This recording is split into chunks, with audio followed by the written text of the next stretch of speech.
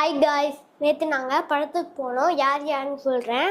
நான் எங்கள் அத்தா, மாமா, எங்கள் அம்மா, தம்பி, நான், எங்கள் அக்கா அசியா, ஃபைஜல் நாங்களாம் போனோம். அதுக்கப்புறம் இந்த படம் நல்லா இருக்கு. இந்த படத்தோட பேரை சொல்கிறேன், லயன் கிங் முசாசா. ஓகே, வாங்க அந்த படத்துக்குள்ளே போயிடலாம். ஒரு ஊரில் ஒரு ஃபேமிலி இருக்கும். அந்த ஃபேமிலியில் ஒரு குட்டி இருக்கும்.